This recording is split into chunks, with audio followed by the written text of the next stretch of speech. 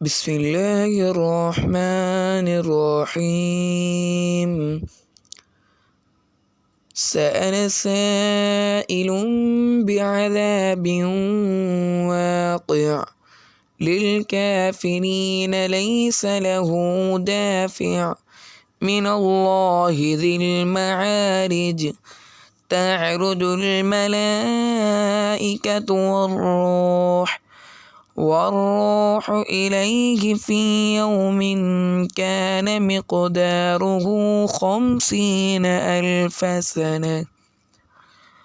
فاصبر صبرا جميلا إنهم يرونه بعيدا ونراه قريبا. يوم تكون السماء كالمهل وتكون الجبال كالعهن ولا يسأل حميم حميما. يبصرونهم يود المجرم لو يفتدي من عذاب يومئذ ببنيه وصاحبته وأخيه وفصيلته التي تؤويه ومن في الأرض جميعا ثم ينجيه كلا إنها لظى نزاعة للشوى تدعو من أدبر وتولى وجمع فأوعى. إن الإنسان خلق هلوعا إذا مسه الشر جزوعا وإذا مسه الخير منوعا إلا المصلين الذين هم على صلاتهم دائمون والذين في أموالهم حق معلوم للسائل والمحروم والذين يصدقون بيوم الدين والذين هم من عذاب ربهم مشفقون. إن عذاب ربهم غير مأمون والذين هم لفروجهم حافظون إلا على أزواجهم أو ما ملكت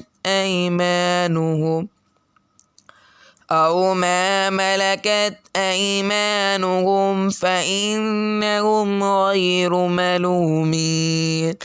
فمن ابتغى وراء ذلك فأولئك هم العادون والذين هم لأماناتهم وعهدهم راعون والذين هم بشهاداتهم قائمون والذين هم على صلاتهم يحافظون أولئك في جنات مكرمون.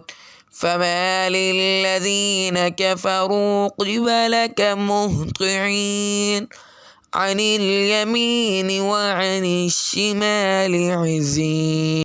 أيطمع كل امرئ منهم أن يدخل جنة نعيم كلا إنا خلقناهم مما يعلمون.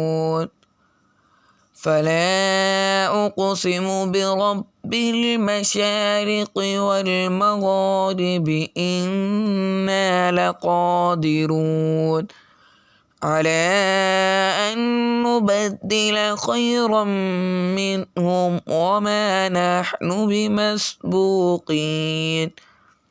فذرهم يخوضوا ويلعبوا حتى يلاقوا يومهم الذي يوعدون يوم يخرجون من الأجداث سراعا كأنهم إلى نصب يوفضون خاشعة أبصارهم ترهقهم ذلة ذلك اليوم الذي كانوا يوعدون.